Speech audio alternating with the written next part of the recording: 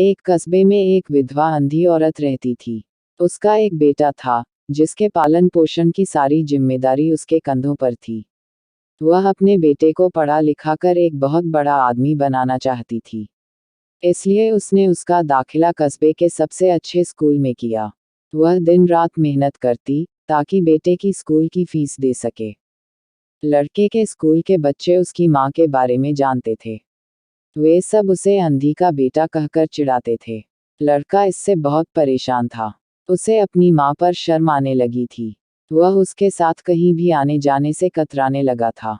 जब लड़का बड़ा हुआ, तो उसकी शहर में अच्छी नौकरी लग गई। उसने अपनी माँ से वादा किया कि शहर में मकान लेकर वह उसे लेने आएगा।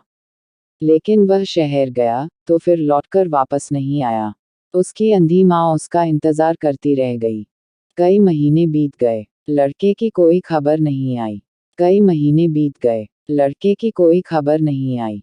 अंधी एक दिन उससे नहीं रहा गया और वह बेटे से मिलने शहर पहुंच गई। पूछते पूछते वह बेटे के ऑफिस पहुंची। वहां सिक्योरिटी गार्ड ने उसे रोक दिया। अंधी औरत ने गार्ड को अपने बेटे का नाम बताया और बोली कि उससे जाकर कह दो कि गांव से कोई मिलने आया है। गार्ड ने जाकर उसके बेटे को बताया। बेटे ने ऑफिस की खिड़की से देखा, तो उसे अपनी माँ गेट के बाहर खड़ी नजर आई। वह ऑफिस में सबके सामने अपनी माँ की वजह से शर्मिंदा नहीं होना चाहता था। उसने कहला दिया कि वह ऑफिस में नहीं है। अंधी औरत वहां से चली गई। शाम को वह लड़का ऑफिस से घर जाने के लिए निकला। रास्ते में एक जगह काफी भीड़ जमा थी। वह अपनी गाड़ी रोककर भीड़ के पास पहुंचा और तो बीच सड़क में अपनी माँ को मारा पाया। उसके हाथ में एक चिट्ठी थी, जिसमें लिखा था, बेटा, बड़े दिन हो गए थे, तेरी कोई खबर नहीं मिली। चिंता हो रही थी, इसलिए तुझसे मिलने चली आई। तू तो अब बड़ा आदमी बन गया है।